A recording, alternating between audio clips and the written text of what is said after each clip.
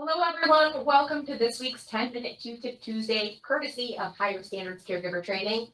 I'm your host, Amelia Borland, occupational therapist and owner and founder of Higher Standards Caregiver Training. And today is going to be a little bit different. So make sure that you are really paying attention to this one, okay, for both family caregivers and caregiving organizations, which, by the way, if you're new to 10 Minute Q-Tip Tuesday, if this maybe is your first time watching, then welcome. But let me give you a little rundown. I'm going to give you two super valuable tips in 10 minutes. The first one is for caregivers, and the second is for caregiving organizations. Also, another important thing to note, this is truly for educational purposes only. It's not a substitute for health or medical advice. It's not a substitute for a therapeutic relationship. So if anything that I say kind of gets your brain moving and makes you think of someone who you think needs to be assessed by a licensed healthcare provider, then please make sure you're advocating for that person to get assessed by that provider, as this is really and truly for educational purposes only. Okay, so like I said, it's going to be a little bit different today. Still going to have two tips, and we are still talking. This is going to be our last week focusing on a safety culture for caregiving organizations, but I'm going to take a little bit of a twist of a different perspective today. So what we're going to start with, so I was thinking the other day, I used to do, when I was seeing a lot of patients clinically, and, you know, obviously I had the privilege of being called in to provide assistance to people at times when they were facing really, really significant challenges and struggles in their life, which is absolutely a privilege to be allowed in to assist someone at that time and in those vulnerable moments in people's lives. But so, you know, oftentimes it's not unusual. Someone is undergoing a really significant setback or a huge challenge or a huge struggle in their life. You know, sometimes during a therapy session, occupational therapy session, because that's what I am, an occupational therapist. You know, people would sometimes struggle to do the work that they needed to do, not necessarily even so much physically, but have that, you know, be in the right emotional state to be able to do the work that they needed to do in order to meet their goals. So something that I would often, you know, repeat for people in those circumstances would be the Serenity Prayer. And honestly, I don't think, you know, you can be religious, you cannot be religious. It really doesn't matter. There's so much value in Serenity Prayer. And if you're not familiar, I promise I'm going somewhere with this. If you're not familiar with the Serenity Prayer, then I'll share it with you now. So the Serenity Prayer goes, God grant me the serenity to accept the things I cannot change, the courage to change the things I can, and the wisdom to know the difference. There's so much power in those words.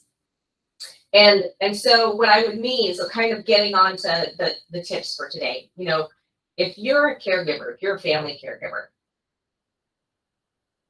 these are really important words for you to hear, but there's one part of it that I really want you to focus on, and it's understanding that not everything is within your control, and allowing yourself to find comfort actually in the fact that everything isn't in your control, because what that means is that you don't have to try to control everything. You only have to do what you can do. What you are only responsible for those things that you can actually change.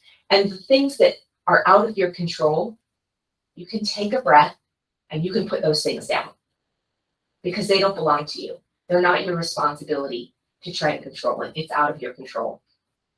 And there is so much relief and comfort and freedom in the acknowledgement that not everything is your responsibility to control and handle. So that's a quick one, but I think it's a powerful one. But that's the tip for caregivers today. For caregiving organizations, I want to still talk about the same thing, kind of coming from the same place. If you are a leader in a caregiving organization, there are so many moving parts all the time. It can really feel like chaos. It can be so challenging to make sure that everything that needs to be done is getting done, and all the fires are being put out, and all of the things that go along with it. And of course, there are things there that are out of your control. But I think a lot of times what also happens is that when we have so much that's going on and we feel really overwhelmed, that even when we do see things that we know we need to step in and take some action on those items, sometimes we don't, because we feel so overwhelmed that we don't even know how to get started. And so we kind of just, and this is a human thing. There's no, everyone has had this experience, right? Being so overwhelmed that you see something you need to do and you can't do it. You just think, I just don't have room for this right now.